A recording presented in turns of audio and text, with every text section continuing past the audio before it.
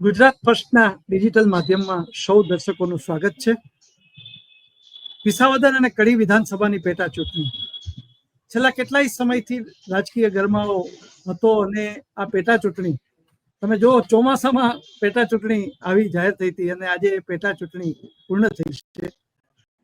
ગુજરાતમાં જો તો વાવ પછી વિસાવદર વિધાનસભા બેઠક એક બહુ ચર્ચિત હતી અને સમગ્ર માત્ર સૌરાષ્ટ્ર કે સોરઠની પરંતુ ગુજરાતના લોકોની એના ઉપર નજર છે અને આજે ત્યાં ધીંગુ મતદાન કહી શકાય એ મતદાન પૂર્ણ થયું છે. ઈવીએમમાં ત્રિપાખિયા જંગના ત્રણેય ઉમેદવાર ભાજપના કિરીટ પટેલ, ગોપાલ ઇટાલિયા આમ આદમી પાર્ટી અને રાણપરિયા આ ત્રણેય જન જે ઉમેદવાર છે તેમના ભાવિ ઈવીએમમાં સીલ થયા છે અને 23મીએ મતદાનનું જે ગણતરી છે એ થવાની છે. આ સંજોગોમાં પહેલેથી જ ગુજરાત ફર્સ્ટ સાથે જોડાયેલા જુનાગઢ અને સૌરાષ્ટ્રના વરિષ્ઠ પત્રકાર ધીરુભાઈ પુરોહિત આપણી સાથે જોડાયા છે. ધીરુભાઈ, ગુજરાત નમસ્તે. સ્વાગત છે. સૌની નજર વાવ પછી વિસાવદર ઉપર છે. લાંબા સમયે ચૂંટણી આવી, જેને કહેવાય કે રાજકીય રીતે પણ મતદારો ખૂબ પાકટ અને પ્રભુત્વ ધરાવતો પાટીદાર પ્રભુત્વ ખેડૂતલક્ષી આ મત વિસ્તાર છે. ત્યાં આજે અત્યારે જ્યારે સમાચાર મળી રહ્યા છે પ્રાથમિક 59% જેવું મતદાન થયું છે. મારા જાણવા મુજબ 2014માં જ્યારે ભરતભાઈ પટેલ ભાજપના ઉમેદવાર હતા ત્યારે કદાચ 58% આસપાસ હતું, પણ આ મતદાન થયું છે મોટે ભાગે નિર્વિઘ્ન, એટલે કોઈ અનિચ્છનીય બનાવ બનવા પામ્યો નથી, પણ છૂટક મૂટક રાજકીય સામસામે ત્રિપાખીયો જંગ હોય એટલે એ તડબડના બનાવો છે. આગલે દિવસે તમે જુઓ તો સ્ટિંગ ઓપરેશન ને આ બધા જ પ્રશ્નો હતા. આવા સંજોગોમાં મતદાન પછીનો તસવીર આપ શું કહેશો? છેલ્લી ઘડીના આક્ષેપો એક તો વિચિત્ર બાબત તરફ ધકેલાય આ આખી ચૂંટણી એવું મને દેખાઈ રહ્યું છે. ધર્મેશભાઈ, આપ પણ સૌરાષ્ટ્રના વરિષ્ઠ પત્રકાર છો ને ઘણા સમયથી આ પ્રિન્ટમાં હવે અત્યારે ટીવી ચેનલ્સની અંદર એક વરિષ્ઠતાથી કામ કરો છો. આપણે બધા જાણીએ છીએ કે કાઠિયાવાડ અને સૌરાષ્ટ્રની વિસાવદર અને ભેસાણની ચૂંટણી કાયમ એક નવી દિશા આપે છે. દર વખતે આ બેઠક ઉપર ક્યારેક જ એવું બન્યું છે બે જ કિસ્સામાં કે એક ઉમેદવાર જીતેલો ઉમેદવાર ફરીથી રિપીટ થયો, એકાદ બે કિસ્સા સિવાય દર વખતે આ બેઠક છે ને ઉમેદવારને બદલાવે છે. સવારે જે રીતે મતદાન થતું હતું અને લાંબી લાઈનો હતી ત્યારે મને એવું દેખાતું હતું કે આ બેઠક છે ને કંઈક નવું કરવા જઈ રહી છે. લાંબી લાઈનો. અને ધર્મેશભાઈ, આપે ક્યારેય ન જોયું હોય ને, સવારમાં 7 વાગ્યામાં મતદાન મથકોમાં મતદાન શરૂ થાય એ પહેલાથી ખેડૂતો એને ઉંબરે બેસી ગયા હતા મતદાન કરવા માટે. આટલી લાંબી લાઈનો હતી. અને સાંજના સમયે મારા કેટલાક મિત્રો જે ચૂંટણી કવરેજ કરવા ગયા હતા એ લોકોએ કીધું કે સુમસામ હતું. સાંજના 6 વાગ્યા 5 વાગ્યા પછી તો મતદાન મથકો ખાલી દેખાતા હતા. એટલે હજી મને આપણે જો બૂથ ઉપર લઈ જાય બાકી હોય અને જી.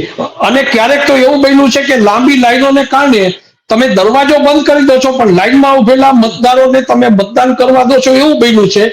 એટલે આ વખતે ફરીથી હું કહું છું કે વિસાવદર અને ભેસાણ આ ચૂંટણી છે ને બેઠક કંઈક કરવા જઈ રહી છે. સવારે લાંબી લાઈનો અને સાંજે સુમસામ. આ શું બતાવે છે એ તો હવે પછીનું ભવિષ્ય કહેશે. પણ અત્યારે જ્યારે આપ મતદાન થયા પછી આપ એવું ઈચ્છો કે મારે કંઈક આગાહી કરવી જોઈએ, કંઈક સંકેત આપવો જોઈએ.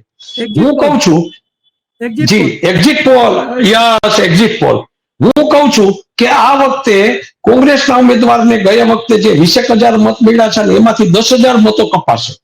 10,000 મત કપાશે. એ મતો જે ઉમેદવારને મળશે ને એ જીતશે. અને મને એમ લાગે છે કે આ મતો છે ને કોંગ્રેસ અને ભાજપ તરફ બંને તરફ થોડા વેચાયા છે, પણ આમ આદમી પાર્ટી તરફ થોડા મતો વધુ ખેંચા હોય એવું મને દેખાઈ રહ્યું છે. જી ધીરુભાઈ, એક બીજું અહીંયાનું કારણ છેલ્લા 24-48 કલાક તમે જો તો હાઈ વોલ્ટેજ ડ્રામા હતા, ત્રિપાખીયો જંગ હતો. કોંગ્રેસ ઉપર આક્ષેપ થતા કોંગ્રેસ ભાજપ એક છે અને આમ આદમી પાર્ટી સતત મોનિટરિંગ કરી રહી હતી. તમે જો દરેક વિસ્તારમાં પોતે એક્ટિવ થઈને સામનો પણ કરી રહ્યા હતા તંત્ર સામે. ભાજપ પણ એની રીતે પોતાની જે નેટવર્ક છે, પોતાની જે બૂથ મેનેજમેન્ટ છે એ રીતે કરતું હતું. આવા સંજોગોમાં તમે જે કહેવાય કે છેલ્લા 24-48 કલાકમાં કદાચ કોઈની કરામત કામ આવી ગઈ હશે એવું ખરું? કોઈ પક્ષની બની શકે ધર્મેશભાઈ. બહુ સારો એક પીઠ પત્રકાર તરીકે આપનો પ્રશ્ન બહુ મુદ્દાસરનો છે. હું આપને કહું, સવારે મારે ભાજપના કેટલાક વરિષ્ઠ નેતાઓ સાથે વાત થઈ. ભાજપ કદાચ 500,000 2,000 મતથી જો જીતશે ને તો એને બૂથ મેનેજમેન્ટમાં કરેલા વ્યવસ્થિત આયોજનને કારણે એને આ વખતે વિજય થશે એવું મને દેખાય છે. કારણ કે ખુદ પ્રદેશ પ્રમુખ ત્યાં બેઠા છે અને બૂથ ઉપર એક જગ્યા ઉપર એક બૂથ ઉપર ક્યાં લોકોને મૂકવામાં આવે એટલું માઇક્રો પ્લાનિંગ પાટીલજી એની પર નજર રાખતા હતા. એની પહેલાના આગલા દિવસની વાત કરું, ટીવી ચેનલો અને પત્રકાર મિત્રો દ્વારા પ્રેસની અંદર અને ચેનલ્સની અંદર જે વસ્તુ આવતી હતી એમાં એવું થતું હતું કે આમ કરવામાં આવે તો આમ થશે, આમ કરવામાં આવે તો આમ થશે. એમાં જે ખાટલા બેઠકો અને છેલ્લે વરિષ્ઠ કાર્યકરો જે ભાજપના છે એને ગ્રામ્ય વિસ્તારના છેલ્લામાં છેલ્લા માણસ સુધી મૂકવામાં આવશે તો ફરક પડશે.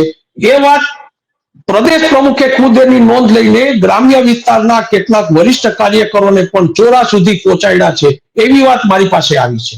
આ કામગીરીની અસર કદાચ કિરીટભાઈના મતોમાં ફેર પડે એવું મને દેખાય છે. જી ધર્મેશભાઈ.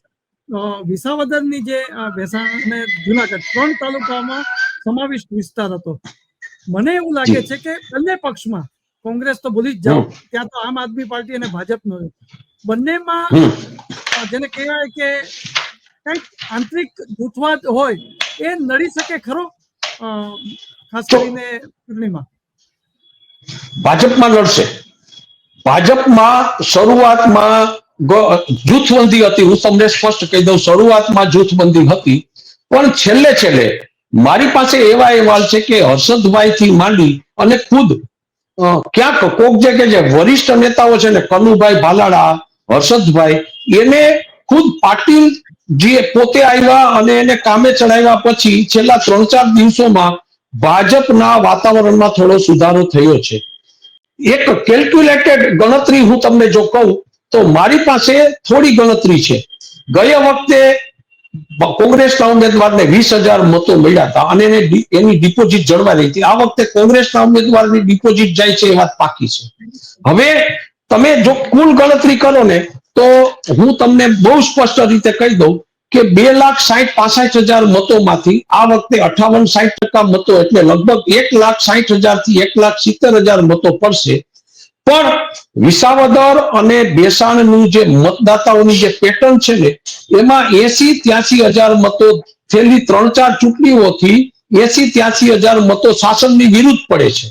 સમજો બરાબર, દર વખતે 80-83,000 મતો શાસનની વિરુદ્ધ જે પણ ઉમેદવારો હોય ને એના કમિટેડ વોટ્સ. આ ચૂંટણી વિસાવદર અને ભેસાણમાં જુદી ગણતરી છે.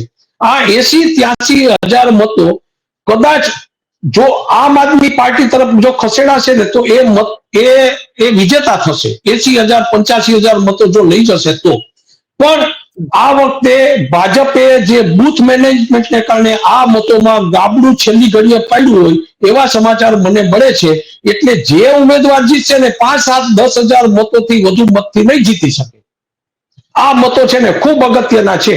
આ વખતે સવારમાં મહિલાઓની લાંબી કતારો પણ તમે જોઈ હશે. સ્ત્રીઓનું મતદાન આ વખતે થોડું વધુ ગયા વખતે ખરા દેખાય છે. એટલે હું એમ માનું છું કે કોંગ્રેસના ઉમેદવારને જે ઓછા મતો મળે છે એ જે બાજુ ખસશે ને એ ઉમેદવાર વિજેતા થશે. જી ચોક્કસ. વિસાવદરની જે આ પેટા ચૂંટણી છે એ સૌરાષ્ટ્ર કરતા ગુજરાતના રાજકારણમાં પણ એક કરવટ લઈ આવી શકે એવી છે. પરિણામ જે આવે, ધારો કે ભાજપ જીત્યું તો 18 વર્ષે વિસાવદરની ધરતી ઉપર ભાજપનો જય જયકાર થશે અને એનો શ્રેય જયેશ રાદડિયા, કમલેશ મીરાણી કે અન્ય લોકો પણ લેશે, મને એવું લાગે છે. આપણે એનાથી વિપરીત વાત કરીએ કે આમ આદમી પાર્ટી જો ગોપાલ ઇટાલિયા જીતે તો એક વાત એ પણ સ્થાપિત થશે કે હજી આ મલક એટલે આ વિસ્તાર ભલે સરકારની સામે હોય એ જ પક્ષના ઉમેદવારને જીતાડે છે અને એ સાબિત થશે. કોંગ્રેસ છેલ્લે સુધી હજી આ ચિત્રમાં કરંટ ના આવી શક્યો હોય. ન આવી શકવાના કારણો તો એ હાઈકમાન્ડ એને વિચારવાના હોય, પણ જે આપણા મીડિયામાં એનાલિસિસ આવે છે એમાં કોંગ્રેસનો કરંટ આવ્યો જ નહીં. એની સામે ગોપાલ ઇટાલિયાએ સૌથી પહેલા મહેનત કરી. એટલે ગુજરાતની રાજનીતિમાં વિસાવદરનું પરિણામ કેટલું મહત્વનું ગણાશે? કારણ કે લોકો એવું કહે કે જો ભાજપ જીતે તો જયેશ રાદડિયા મંત્રી પદે પણ આવી શકે છે. એટલે હવે આ બધી કોમેન્ટો પણ શરૂ થઈ હતી સોશિયલ મીડિયામાં. આ બાબતે શું કહેશો સાહેબ? ધર્મેશભાઈ, બહુ સારો સવાલ છે તમારો. હું એમ માનું છું કે વિસાવદરનું ચૂંટણીનું પરિણામ ચાહે ભાજપ જીતશે કે સોરી આપના ઉમેદવાર ગોપાલભાઈ જીતશે, ચોક્કસ રાજ્ય કક્ષાએ રાજનીતિ પર એની બહુ મોટી અસર પડશે. આપનો ફોન આવ્યો એના પછી મેં 15 મિનિટ સુધી વિસાવદર વિસ્તારના વરિષ્ઠ નેતાઓનો સંપર્ક કરતો હતો. તો ત્યાંના એક વરિષ્ઠ નેતાએ, કઈ પાર્ટીના છે હું નહીં આપને કહું, પણ વરિષ્ઠ નેતાએ મને એક વાત કરી કે સાહેબ, ભાજપના મુખ્યમંત્રી ઉમેદવારનું ફોર્મ ભરાવા સમયે હાજર રહેતા હોય ને, એ કદાચ આઝાદી પછીનો ચૂંટણીનો સૌ પ્રથમ બનાવ છે. ખુદ સીએમ ત્યાં હાજર હતા. બીજી વાત, તમે જુઓ, ભલે એક કેડર બેઝ પાર્ટી છે અને બૂથ મેનેજમેન્ટ સુધી ભાજપ માટે એનું આયોજન બહુ જાણીતું છે, પણ તમે વિચારો કે આ પેટા ચૂંટણીમાં પ્રદેશ પ્રમુખ ખુદ પોતે જાતે બૂથ મેનેજમેન્ટ ઉપર નજર રાખતા હોય ને, એ પણ કદાચ એ ઘટના પણ એક નોંધનીય ઘટના છે. તમને કહું, તમે વાત કરો છો રાદડિયા વાળી, રાદડિયાજી ત્યાં હાજર હતા. આપ જાણો છો કે જે રાજનીતિ, ધર્મ અને રાજનીતિ બે વચ્ચે અત્યારે જે લેવા પટેલ સમાજમાં યુદ્ધ ચાલે છે ખોડલધામમાં, ખોડલધામ ફેક્ટર વિસાવદર ઉપર ખૂબ મોટી અસર કરશે. કાં તો કોઈ નેતા છે એ કેબિનેટમાં બહુ ઊંચા સ્થાને બિરાજશે, અથવા તો કોઈ નેતા માટે ખૂબ મોટા માઇનસ પોઈન્ટ થશે. આ વાત પાકી છે. ગુજરાતની રાજનીતિમાં હવે પછીના પ્રદેશ પ્રમુખ ના પસંદગીમાં પણ આ ચૂંટણી અસર કરશે અને સૌરાષ્ટ્રના રાજકારણમાં પટેલની રાજનીતિને દિશા એક આ ચૂંટણી આપશે, એવું હું માનું છું. જી જી ધીરુભાઈ, આપણે ધર્મની વાત કરી તો એ સંતો સુરાની ભૂમિ પણ વિસાવદર છે. મને આજે સવારે વિઝ્યુઅલ આવ્યા 133 મતદારો માટે ગીરકનકાઈ. તો ગીરકનકાઈનું એક બૂથ હતું 133 મતદારો માટે, એ પણ વિઝ્યુઅલ મેં જોયા. સતાધાર, પછી આપણે પરબવાવડી, આ બધા સંતોનો પણ એક ત્યાં શ્રદ્ધાના કેન્દ્ર છે. આ સંતોએ પણ આ વખતે કદાચ આમ ખુલીને, જેને કહી શકાય કે પ્રચારમાં સાથ આપ્યો હોય એવું લાગ્યું છે.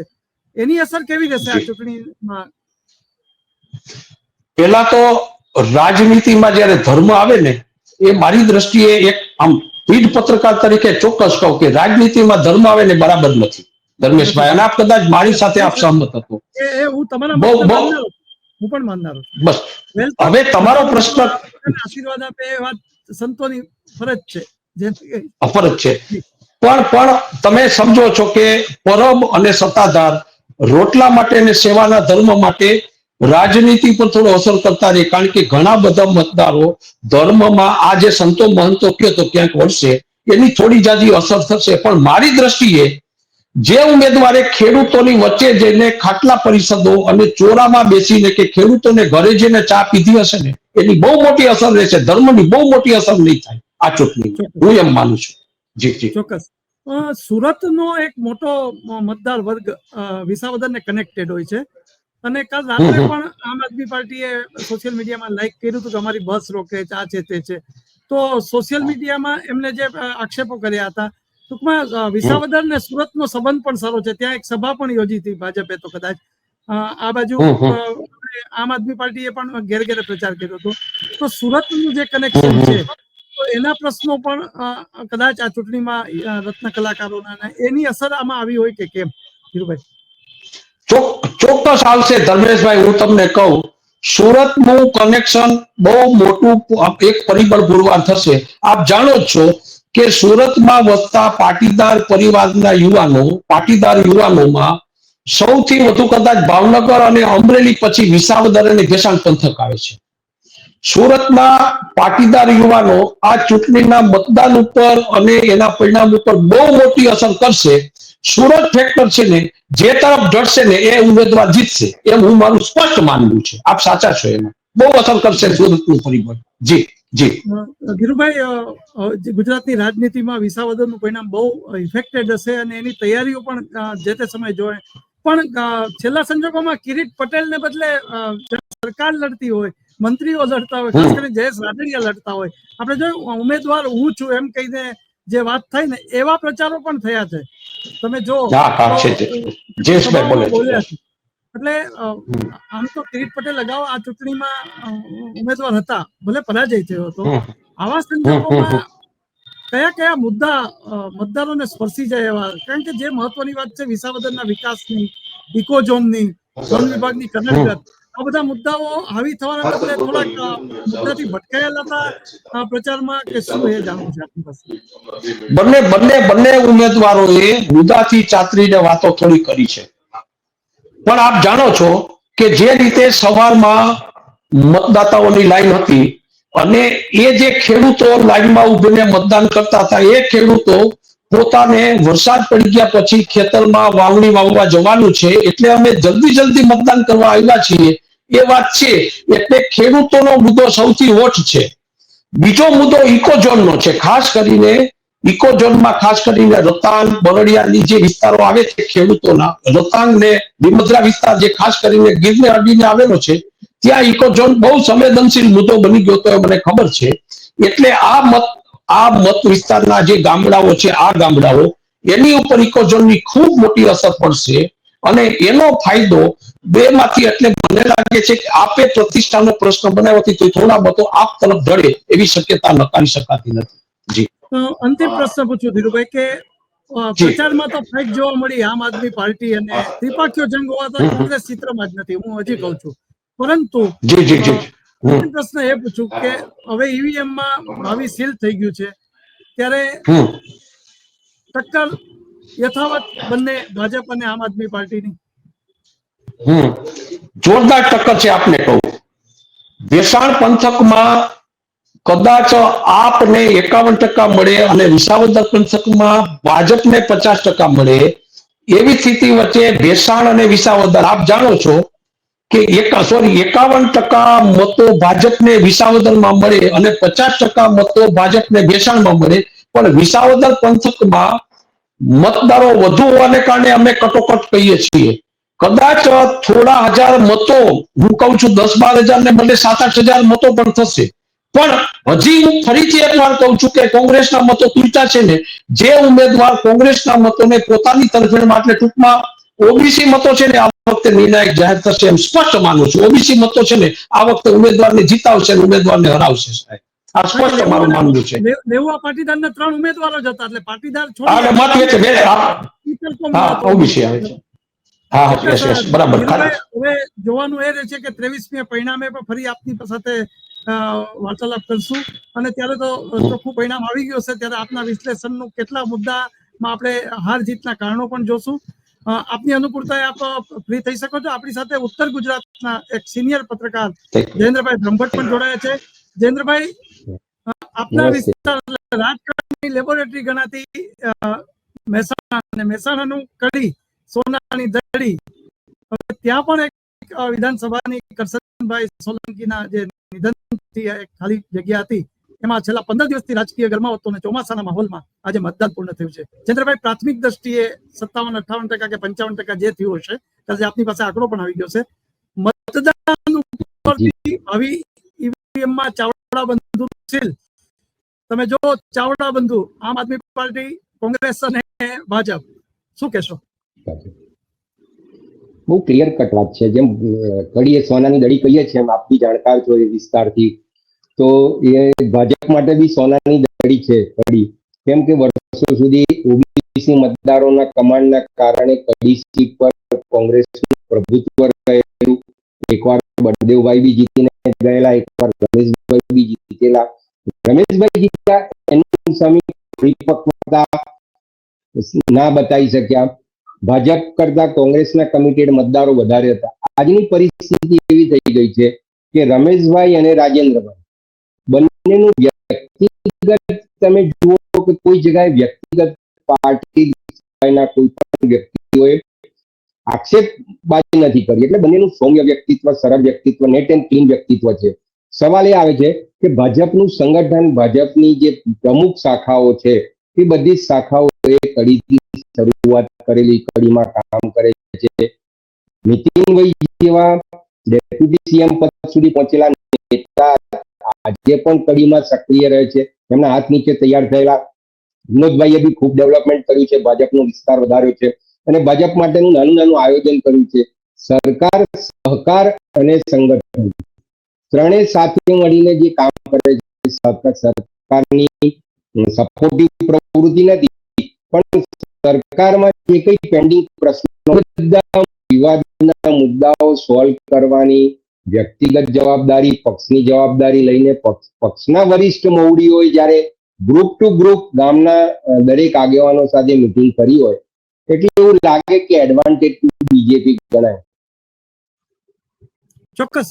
જેમ વિસાવદરમાં ત્રિપક્ષીય જંગ હતો, આપના પણ રમેશ ચાવડા, રાજેન્દ્ર ચાવડા અને જગદીશ ચાવડા, ત્રણ ઉમેદવારો આપને ત્યાં કડીમાં હતા. ત્રિપક્ષીય જંગ હતો, પણ અમારે જેમ વિસાવદરમાં જેમ આમ આદમી અને ભાજપની ટક્કર હતી, એવી તમારે ત્યાં મીન્સ ઉત્તર ગુજરાતના કડીમાં ભાજપ અને કોંગ્રેસની ટક્કર હતી. હવે તમે જો તો બંને ઉમેદવારોની સામે રાજકીય અગ્રણીઓ, જગદીશ વિશ્વકર્મા મંત્રીશ્રી પણ હતા, પછી કોંગ્રેસમાં જો ગેનીબેનને અને કદાચ બળદેવજી ઠાકોરને પણ મેં જોયા વિઝ્યુઅલમાં, અને કદાચ સુકાન પણ આપ્યું એવું લાગ્યું. આ બધા પરિબળો કારણે પ્રચાર છેલ્લા 3-4 દિવસમાં પૂરજોશમાં થયો અને થોડો ગરમાવો પણ નિવેદનોની માલધારી વાળી વાત નિવેદનમાં નીતિનભાઈ અને ભાઈ બળદેવજી આમને સામને, તમે પણ જૂના એમના નિવેદનોને પડકાર જોયા જ હશે બંને અગ્રણીઓના. ત્યારે જાહેર જીવનમાં એ બેઠક ઉપર પણ વર્ચસ્વ હતા. ફરી પાછું એ બંને અગ્રણીઓ વતી ઉમેદવાર ચૂંટણી લડતા હોય એવું આજે દેખાયું છે. શું કહેશો? પરિસ્થિતિ એવી હતી કે શરૂમાં ભાજપે બહુ એગ્રેસિવલી કામ કર્યું. સૌથી મોટું સંગઠને કામ કર્યું. સંગઠને ચૂંટણી આવવાની હતી. કરશનભાઈના અવસાન પછીના તમે પાછલા ચૂંટણીની જાહેરાત થઈ, એના પાછલા 15 દિવસ જુઓ તો સતત તિરંગા યાત્રા હોય કે કોઈ પાર્ટીનો કાર્યક્રમ હોય કે ગ્રુપ મિટિંગ હોય, પાર્ટીના જિલ્લા કે રાજ્યના વરિષ્ઠ નેતાઓ, સંગઠનના નેતાઓ સતત કડી તાલુકામાં સક્રિય રહ્યા. દૂધસાગર ડેરી ગણો કે ડિસ્ટ્રિક્ટ બેંક ગણો, આ બધા જ સંગઠન એમાં રહેલા ભાજપના આગેવાનોએ ખૂબ સક્રિયપણે કામ કર્યું. એના કારણે ભાજપ વન વે આગળ ચાલતું હતું. પરિસ્થિતિ એવી આવી કે નીતિનભાઈ અને બળદેવજીના જે વિવાદ શરૂ થયા, એમના જે પત્ર સોશિયલ મીડિયામાં રિલીઝ થયા, એના કારણે નીતિનભાઈએ જે ચેલેન્જ આપી, બળદેવજીએ જે જવાબો આપ્યા, એના કારણે રાજકીય રીતે કડી સીટ પર કોંગ્રેસ એક્ટિવ થઈ ગઈ એવું બધાને લાગ્યું. વોટર્સ માટેની એવું પરિસ્થિતિ હોય છે કે એમને ખબર હોય છે કે રાજકીય નેતાઓ જાહેર ડિબેટોમાં ભલે ગમે એમના સ્વભાવગત બોલી ગયા કે બળદેવજી જોડે ભાજપના નેતાઓની ભાગીદારી છે. એટલે આ બધી પરિસ્થિતિ રાજકારણમાં, જાહેર જીવનમાં બધામાં રહેવાની, અને એના કારણે પરિસ્થિતિ એ થઈ કે ઉત્તર ગુજરાતમાં ઠાકોર સમાજના મોટા નેતા તરીકે, કદ્દાવર નેતા તરીકે જૂના ઓપ્શનમાં કોઈ બીજા નેતાઓ આવતા હતા. સીજે ચાવડા કે જગદીશભાઈ હતા, પણ જગદીશભાઈ બી અત્યારે બહુ સક્રિય નહીં રહેતા હોય કોઈ કારણથી, એમના અંગત સારી રીતે તકલીફ હશે તો જવાબદારી અહીંયા એમણે સંભાળી છે, જગદીશ વિશ્વકર્માએ. એટલે એવું થયું કે બનાસકાંઠા, મહેસાણા, સાબરકાંઠા, પાટણ અને થોડો ગાંધીનગરનો પાર્ટ ગણો, એમાં બળદેવજીને ઠાકોર સમાજના નેતા તરીકે એક્ટિવ રહેવું પડે, સક્રિય રહેવું પડે. એમના માટે એમને 1 ઓવરની બેટિંગ કરી નાખી. એ બેટિંગની અસર એવી થઈ કે થોડું કોંગ્રેસના કાર્યકર્તાઓમાં બી જોમ આવ્યું.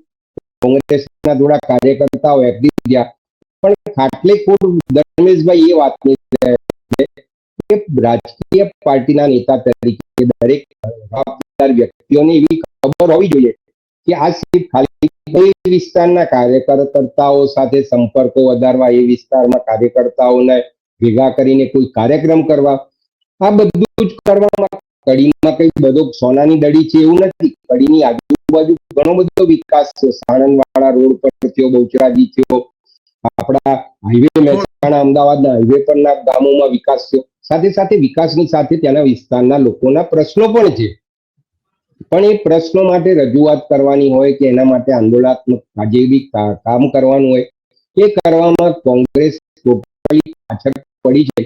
અને ત્યાં આગળ વનમેન શો હોય કે એક સંગઠિત ટીમ હોય, 5 લાકડી ભેગી હોય તો તોડી નથી શકાતું. આપણે જેમ 12 વાગતા જાણતા હતા એમ ભાજપમાં જૂથ છે જ. આજે પણ જૂથબંધી દરેક પાર્ટીમાં, રાજકીય પાર્ટીમાં હોય છે. પણ જયારે ચૂંટણી લડવાની આવી ત્યારે કડીમાં બધા જ એક જૂથ થઈ ગયા અને ટીમ વર્કથી કામ કર્યું. એનો એડવાન્ટેજ ભાજપને કડીમાં મળે છે. મતદાન પછી આપનું જેને કહે કે આપે જે સમાચાર મેળવ્યા હોય, શું લાગે છે હારજીત કેવી હશે?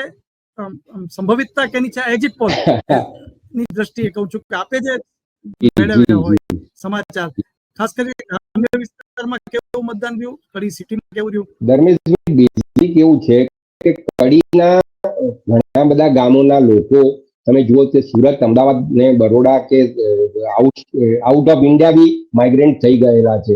એના કારણે 42 સમાજના પાટીદારોના જે વોટર્સ હતા એ ઘણા બધા બહાર જતા રહેલા છે. એમના પરિવારના લોકોને ગામમાં ના રહે એટલે વૃદ્ધ હોય કે ઉંમરલાયક હોય એના કારણે એ લોકો અમદાવાદ રહેવા જતા રહ્યા કે જ્યાં આગળ એમના સમાજના સગાવાલા સાથે રહે. એટલે વોટર્સો બહાર ઘણા બધા ગયેલા છે. પણ એ બહારના વોટર્સો, જેમ ધીરુભાઈએ વાત કરી કે સુરતનું વિસાવદરના એમાં કામ કરશે, સુરતના વોટર્સો કામ કરશે, એવી રીતે કડી સીટ પર રહેતા જે મતદારો છે એ મતદારો કેટલા આવીને વોટિંગ કરી ગયા છે, કેટલા કરી શકે એવું છે. હું એવું માનું છું કે ભાજપે જે પ્રમુખની સાથેનું જે આયોજન કરે છે, માઇક્રો આયોજન કરે છે, એનો એડવાન્ટેજનો લાભ એમને મળે છે અને તક મળી જાય છે. અને હું એવું માનું કે આ રસાકસી ભરી ચૂંટણીમાં લગભગ ભાજપને કડીમાં મોટો ફાયદો થશે. ચોક્કસ. બીજું એક વાત એવી હતી કે જ્યારે ઉમેદવાર જાહેર થયા એ પછી પ્રચારનો પણ મુદ્દો રહ્યો. રાજેન્દ્ર ચાવડા છે એ જોટાણાના છે અને રમેશ ચાવડા છે એ અનુભવી છે અને સ્થાનિક છે. આવી એક વાત પણ ભાજપ કોંગ્રેસના પ્રચારમાં થતી હતી. આપની દ્રષ્ટિએ એ પ્રચારનો મુદ્દો કઈ અસર કરતા બન્યો હોય સ્થાનિક?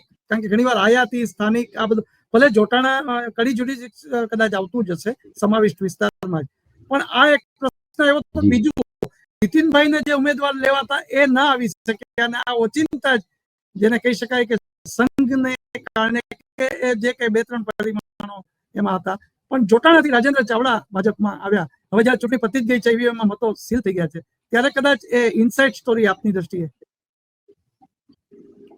જો બેઝિક એવું હતું કે જે લોકો ટિકિટના દાવેદારો હતા ને એમાં કડીના સ્થાનિક એક વ્યક્તિ સિવાય ઘણા બધા ઉમેદવારોની પાર્ટી પછી અમદાવાદમાં રહેતો કે ગાંધીનગરમાં રહેતો વ્યક્તિ આવીને એમ કે હું કદ્દાવર નેતાનો દીકરો છું કે સગો છું કે મિત્ર છું કે શુભેચ્છક છું તો મને ટિકિટ આપો, તો પાર્ટી એ ટિકિટ નથી આવતી. બીજી વસ્તુ એવું થયું કે છેલ્લા કેટલાક સમયથી ભાજપના સામે કેટલાક જે પડકારો આવ્યા છે, જે મીડિયામાં એમની ઇમેજ બગડે એવું આવેલું છે, એના કારણે પાર્ટી એક ઇન્ડિકેશન આપવા માંડે છે કે પાર્ટી સમર્પિત કાર્યકર્તા હશે, પાર્ટી સાથે સંકળાયેલો એક્ટિવ કાર્યકર્તા હશે, સામાન્ય કાર્યકર્તા હશે, નાનો કાર્યકર્તા હશે, એને અમે ધારાસભ્ય સુધી બનાવી શકીએ છીએ. અને એનું ઉદાહરણ આ રાજેન્દ્ર ચાવડા છે.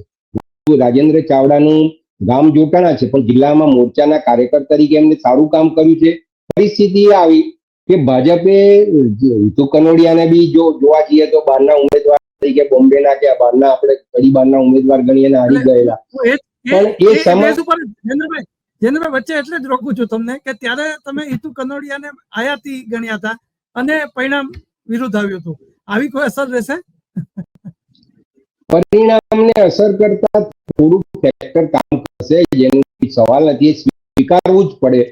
પણ જે વ્યક્તિગત રીતે જોવા જઈએ ને તો જે સંગઠન કામ કરે છે, જે બંને પાર્ટીના સંગઠનને કમ્પેર કરો કે બંને પાર્ટીના કમિટેડ વોટર્સને તમે કમ્પેર કરો તો હું એવું માનું કે એ ફેક્ટર ઘણા બધા લોકોને લાગે છે કે આ ફેક્ટર અસર કરશે, હું બી માનું છું. પણ એની સામે પાર્ટી સામે જવાની હિંમત કરનારા ભાજપમાં કોઈ નેતા નથી. કાચના ઘરમાં રહેતા એમ કહેવાય ને કે બીજાના ઘરમાં પથ્થર મારતા ભૂજરાય, એમ પાર્ટી ભાજપના ઘણા બધા લોકોને ગમી નથી. ચહેરા પર દેખાય છે, એમની વાતોમાં દેખાય છે, એમની સાથેના સંપર્કમાં દેખાય છે, એમના પ્રવાસો પરથી ખબર પડે છે, પણ એટલી હિંમત નથી કે રાજેન્દ્ર ચાવડાની સામે કોઈ જગ્યાએ વોટિંગ કરવા માટેના પ્રયાસો કરાયા હોય. અને એનું કારણે રાજેન્દ્રભાઈનો એડવાન્ટેજ આરડીનો વધારે રહેશે એવું મને લાગે છે. અચ્છા, હવે એક બીજો પ્રશ્ન, કડી બેઠક માટે જો કહું તો તમારે ત્યાં આમ આદમી પાર્ટીમાંથી જગદીશ ચાવડા હતા અને જી. ડેમોક્રેટિક એટલે શંકરસિંહ બાપુની પાર્ટી લોન્ચ થયા પછી હવે સ્થાનિક સ્વરાજ્ય સંસ્થા પછી તમે જો વિધાનસભાની પેટા ચૂંટણીમાં પણ એમનો ઉમેદવાર ત્યાં હતા. આ બે ઉમેદવાર કોને લાભ કરાવી શકે આપના રાજકીય અનુભવ પ્રમાણે? જી ધર્મેશભાઈ, આમાં એક વસ્તુ એવી છે કે આપ અને શંકરસિંહ બાપુની ડેમોક્રેટિક પાર્ટીનો કમ્પેર કરવા જઈએ તો હું એવું માનું કે આપ કરતા બાપુની પાર્ટી વધારે સક્રિય રહી શકે છે. એના બે કારણ છે. એક તો શંકરસિંહજીભાઈએ જ્યારે શંકરસિંહ બાપુનું ઉત્તર ગુજરાતમાં રાજકીય સંગઠન તૈયાર કરવામાં સૌથી મોટો ફાળો ભાજપ માટે રહેલો છે. બીજી વસ્તુ કે ક્ષત્રિય સમાજના જે પૂર્વ કડી તરફના મતદારો છે, જે જુલાસણ કે ડાંગરવા ગામો ગણીએ, ત્યાં આગળ એમના સમાજના ક્ષત્રિય સમાજના મતદારો છે. એ લોકો અત્યારે કોઈ બી વ્યક્તિ ગમે તે કે રાજકારણ જ્ઞાતિ આધારિત થઈ ગયું છે, સ્વીકારવાનું જ રહ્યું. એટલે સ્વાભાવિક છે કે ઉમેદવાર એમના બાપુના નામ પર મત લઈ જઈ શકે. આપ પાર્ટી જોડે સંગઠન, મેં કીધું કે આપ પાર્ટીના તમામ કાર્યકર્તાઓનું મોટું ફોકસ કે આપ પાર્ટીના ગુજરાતના પ્રદેશના કે રાષ્ટ્રીય નેતાઓનું ફોકસ માત્ર ને માત્ર વિસાવદર રહ્યું. એમને ગોપાલભાઈમાં વધારે ઇન્ટરેસ્ટ હશે ને ગોપાલભાઈ જેવો યુવા નેતા આપમાંથી તૈયાર થઈને જો બહાર આવવા માંગે તો એની ઇફેક્ટ ગુજરાતના રાજકારણમાં ફરી થાય. પણ આપનો અનુભવ જે સુરત મહાનગરપાલિકામાં થયો છે કે વિસાવદરની પેટા ચૂંટણી થવાના કારણો આપણે સૌ જાણી ગયા છે કે બીજી જે બી થયું છે એના કારણે લોકોને વિશ્વાસ નથી પડતો. અને ગુજરાતના રાજકારણમાં આપણે વર્ષોથી જોઈ રહ્યા છે ચીમનભાઈ પટેલ, કેશુભાઈ પટેલ, શંકરસિંહ વાઘેલા, કદ્દાવર નેતાઓ જેની તાકાતથી આખી પાર્ટી ઉભી થયેલી છે, એમની ત્રીજી પાર્ટી તરીકે જ્યારે રચના કરવામાં આવી એમના દ્વારે, તે જોઈએ એવી સફળ કદી થઈ નથી. અને એના કારણે એવું માનવામાં આવે કે લોકો માત્ર ને માત્ર ભાજપ અને કોંગ્રેસને જ પસંદ કરે છે. ના ઉમેદવાર ગમે તો કદાચ વોટ નહીં કરીને એવોઇડ કરતા હશે, પણ બે જ પાર્ટી વચ્ચેનો સીધો જંગ રહેશે એવું મને લાગે છે. બીજી એક ચર્ચા એ છે કે કડી અને વિસાવદર બંનેની ચૂંટણી હતી. આ બંને નગરોમાં ભલે નીતિનભાઈના નેતૃત્વમાં ત્યાં વિકાસ થયો છે, આપ કહો છો, પણ હજી પાયાની જે સુવિધા છે એનાથી કેટલાક ગ્રામ્ય વિસ્તારો વંચિત છે. આ તમે જો આજે વિસાવદરથી પણ જે અમે 15 દિવસથી જે તટસ્થ નિષ્પક્ષ રીતે આપણે જે લોકોના પ્રતિભાવ જોતા હતા એવું જ કડીમાંથી પણ આવતું હતું કે આસપાસના ગ્રામ્ય વિસ્તારોમાં ચૂંટાઈ જાય પછી કોઈ જોતું નથી અને અમુક કામો માત્ર ચૂંટણી વખતે જ જોવા મળે છે, પછી કોઈ જોવા નથી મળતું. આ બધી આપની દ્રષ્ટિએ આ ફરિયાદો કદાચ ઈવીએમ સુધી જાય ખરી, મતદારોના મિજાજમાં રહે ખરી? ચોક્કસ જાય ધર્મેશભાઈ, ચોક્કસ જાય. પણ પરિસ્થિતિ એ થઈ ગઈ છે કે આજે પ્રજાને ખાલી ફરિયાદ કરીને જતું રહેવું છે. એના માટે જવાબદાર નેતાઓના કાન આંબળવાની હિંમત નથી રહી. બોલીને જતું રહેવું છે, મીડિયા સામે બોલવું કે સોશિયલ મીડિયામાં રિલીઝ કરી દેવું કે ગ્રુપમાં ફેરવતા રહેવું. કડીમાં ઘણા બધા પ્રશ્નો છે, ટ્રાફિકના મોટા પ્રશ્નો છે, રોડ પરના ટ્રાફિકના ઘણા બધા પ્રશ્નો છે, આજુબાજુના વિસ્તારના વિકાસના પ્રશ્નો છે, જીઆઈડીસી દ્વારા જે બી ઇન્ડસ્ટ્રીઝ આવેલી છે એના કારણે કેટલું પોલ્યુશન થાય છે એના બી પ્રશ્નો છે. પણ આ બધા પ્રશ્નોને ચેલેન્જ કરવું, એના માટે રજૂઆતો કરવી, એના માટે જવાબદારોના જયેન્દ્રભાઈ વચ્ચે રોકવામાં, અંડરબ્રિજ ને ઓવરબ્રિજ થી પ્રશ્નો હલ નથી થતા.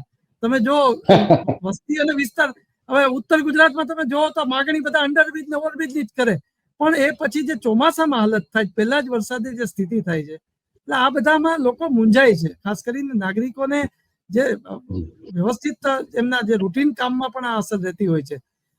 અંતિમ પ્રશ્ન પૂછીશ, ભાજપ જીતીએ, અત્યારે ભાજપ જીતે તો જસ કોને જશે અને કોંગ્રેસ જીતશે તો જસ કોને જશે આપની દ્રષ્ટિએ?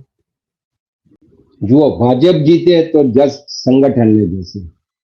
સંગઠનની ટીમ, બક્ષી પંચ મોરચો હોય કે બીજા જુદા વિવિધ મોરચા હોય, મયંકભાઈ નાયક હોય, અશોકભાઈ ચૌધરી હોય, તમે બધાથી પરિચિત છો એટલે હું વ્યક્તિગત નામ બોલું છું. વિનોદભાઈ હોય કે વિસાવદરમાં મંત્રીઓ હતા, તમારે ત્યાં આ બધા લોકો હતા, એ કોણ કે જેને જસ મળે? એ જસ મળે એવા આ ત્રણ વ્યક્તિઓ તો મયંકભાઈની ખૂબ મહેનત રહી, અશોકભાઈની રહી છે, વિનોદભાઈની બી ખૂબ મહેનત રહી છે. કેમ કે વિનોદભાઈ પોતે સ્થાનિક છે અને કાર્યકર્તાઓ સાથે એમનું જે વ્યક્તિગત જે સંપર્ક કરવાનું કામ છે અને એ બધાની જોડે પક્ષના વરિષ્ઠ નેતા તરીકે જ્યારે નીતિનભાઈએ કડી સેન્ટર પર રહીને જે તે ગામોના આગેવાનો સાથે મિટિંગો કરી કે લોકોને એમના ટેકેદારોને જે બી સૂચનાઓ આપીને વોટિંગ કરાવવા માટેની જે આયોજન કર્યું, એટલે આખી ચારે ખૂણાના તમે જોઈ લો, નીતિનભાઈ ગણો, વિનોદભાઈ, અશોકભાઈ, મયંકભાઈ, બધા ભેગા થઈને, હરિભાઈ હોય, બધાએ ટીમ વર્કથી કામ કર્યું છે. ઉમેદવાર માટે દરેક વ્યક્તિઓએ અલગ અલગ લોબિંગ કરેલું છે, એ બી જગ જાહેર છે. પણ જ્યારે પાર્ટીએ ઉમેદવાર આપ્યો ત્યારે રાજુભાઈ જેવા નિર્વિવાદી એકદમ સૌમ્ય વ્યક્તિ આવ્યા એટલે બધા જ એકજૂટ થઈને પાર્ટી માટે કામ કરતા રહ્યા. કોંગ્રેસમાં કોને જસ આપો? કોંગ્રેસમાં કદાચ કોંગ્રેસમાં જસ બે વ્યક્તિને 100% આપવો પડે. એક બળદેવજી ઠાકોર અને બીજા ગેનુબેન. ઓબીસી ના જે ઠાકોર સમાજના મતદારો છે એ લોકોને કન્વર્ટ કરવા, એ લોકોના આગેવાનો સાથે મિટિંગો કરવી, એ લોકોના યુવાન નેતાઓને તૈયાર કરવા, એમને જે એમના ફોરફાધર જે લોકો ભાજપ જોડે હતા એમની જોડે સંપર્ક કર્યા કે તમે કોંગ્રેસ જોડે હતા એમ, કે તમે કેમ કોંગ્રેસથી દૂર થઈ ગયા કે ભાજપમાં જતા રહ્યા, આ પાર્ટીનું રાજકારણ આ છે, આ જૂથનું રાજકારણ આ છે, આ જિલ્લાનું રાજકારણ આ છે, એ બધાને સમજાવીને થોડો પ્રયત્ન કર્યો છે. થોડી અસર બી થઈ છે. કોંગ્રેસના જે કમિટેડ વોટર્સ હતા એ લોકોને બધાની જોડે એમને સંપર્ક કર્યો અને એના કારણે એવું બને કે વોટિંગ, હું એવું માનતો હતો 35-38% વધારે નહીં થાય, એના બદલે થોડું વધારે બી થયું. પણ બે જણાને 100% જસ આપવો જ જોઈએ, કેમ કે બંનેની મહેનત બી છે. બળદેવજીનું બી ગ્રાઉન્ડ પીચ છે ને ગેનુબેનને પાર્ટીએ જવાબદારી આપેલી હતી ને સંસદ તરીકે એમની ફરજ આવે કે ઉત્તર ગુજરાતમાં સામાજિક રીતે બી એમને સંગઠિત રહેવું હોય પાર્ટીમાં, તો કડીમાં જીતાડવા મહેનત કરવી પડે અને બંને જણે ઘણી બધી મહેનત કરી છે અને એના કારણે ચાન્સ મળે તો જોકે જિગ્નેશ મેવાણી તો રિસાયેલા જ રહ્યા. જિગ્નેશભાઈની પ્રકૃતિ બહુ સ્પષ્ટ છે, સાચું કેવું ને કડક શબ્દોમાં કેવું. જિગ્નેશભાઈએ જે ધારાસભ્ય તરીકે આવ્યા પછી બનાસકાંઠામાં બહુ એક્ટિવ રહ્યા, બનાસકાંઠામાં રજૂઆતો બી ઘણી કરી, પણ જે સ્થાનિક મહેસાણા જિલ્લામાં જે આપ કહો છો કઈ કડીમાં પ્રભારી બનાવ્યા હતા કે સહપ્રભારી બનાવ્યા હતા, પણ ત્યારે એમનો જે અમરેલી વાળો વિવાદ હતો એને કારણે પોતે નારાજ રહ્યા.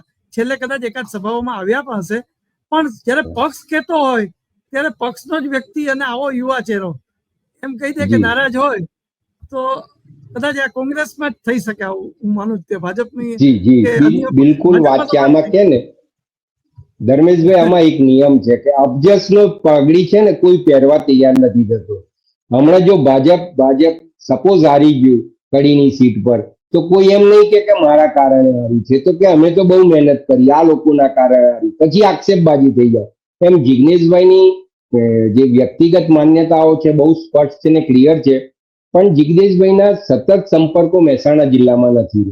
એના કારણે એમના સામાજિક જે મતદારો છે ત્યાં સુધી પહોંચવામાં જિગ્નેશભાઈ એક્ટિવ ના રહ્યા ને એ બહુ ક્લિયર કટ હતા કે જો મારા સમાજના પ્રશ્નો માટે પાર્ટી જો યોગ્ય ના કરતી હોય તો મારી જવાબદારી આવે છે કે પહેલો મારો સમાજ છે. અને સામાજિકમાં એમને જે સંગઠન ઊભું કરવાના પ્રયત્નો કર્યા છે, જે એક્ટિવ રીતે કામ કરે છે, એ રીતે એક એમનો બી ચોક્કસ વર્ગ, ચાહક વર્ગ બની ગયો છે અને ભવિષ્યમાં એમને કંઈક લાભ બી થાય એવું લાગે છે. ચોક્કસ જયેન્દ્રભાઈ, ગુજરાત ફર્સ્ટના ડિજિટલ માધ્યમમાં આપ જોડાયા. કડી અને વિસાવદર બંને બેઠકોના ઉમેદવારોના ભાવિ ઈવીએમમાં સીલ થઈ ગયા છે. આપે પણ વિશ્લેષણના મુદ્દા કર્યા. 23મી ફરીથી આપણે પરિણામની પણ છણાવટ કરશું, કોણ જીતા કોણ હારા. જીતા હોય સિકંદર એ કહીને કયો પાસું કામ કરી ગયું કઈ રીતે એ પણ આપણે છણાવટ કરશું. આપ જોડાયા બદલ આભાર.